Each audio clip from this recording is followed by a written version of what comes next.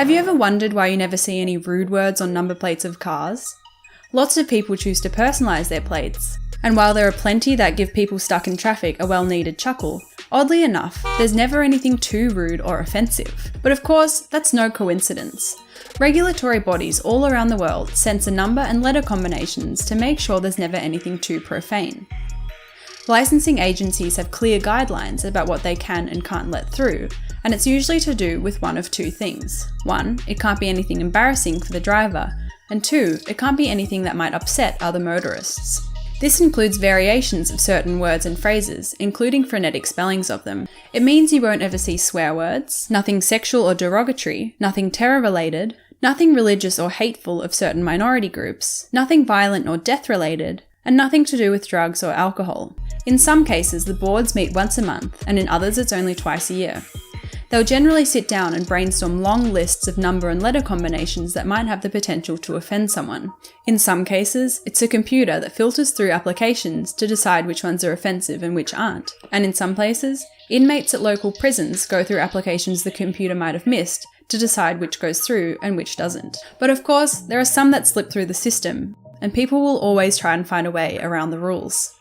While some people might say the agencies are being killjoys, they ban them on the grounds of not aggravating any kinds of political, cultural, or religious sensitivities. The problem is that it's hard to say where to draw the line, and people are getting annoyed that even something that might only be considered mildly inappropriate is being banned. And that's the thing, being offended is totally subjective, and for the fact that some tight-lipped mother might get upset that the word snot is on someone's car, they're going to ban it. When I was offended, and I have rights. Well, so what? Be offended. Nothing happens.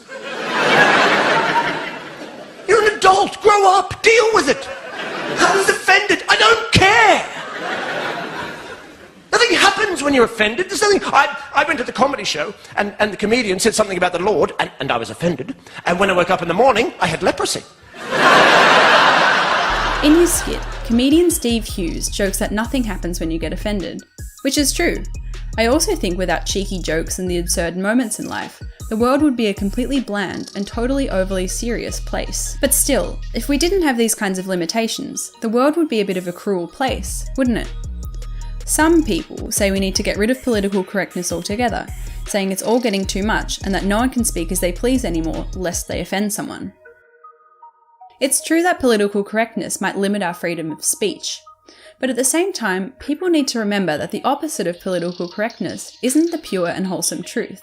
It's actually just being a bit of a dick and expressing yourself in a way that's totally careless of and ignorant to the sensitivities of others. And that can lead to you being daft enough in thinking that your beliefs and attitudes are the only ones that are right, which might actually be quite vulgar or indecent to others. And too much hate speech could lead to some kind of big conflict, which is exactly what everyone's trying to prevent. Political correctness in most cases is just simple decency, and it's a product of democracy. Nothing happens. I want to live in democracy, but I never want to be offended again. Well, you're an idiot. Rather than governments censoring what you could and should say, and how would they do that anyway, democracy means freedom of speech, but also a trust in the people that they'll be somewhat self-regulating. The censoring of number plates is contentious for this reason. But at large, I think it's kind of harmless, and people don't really realise the level of censorship that the process goes through. While I think it's totally harmless to drive around with the word snot on your car, I think it's just as harmless to censor other words which might be more offensive to other people that might trigger something else. It's just hard to say where to draw the line about what's offensive and what's not.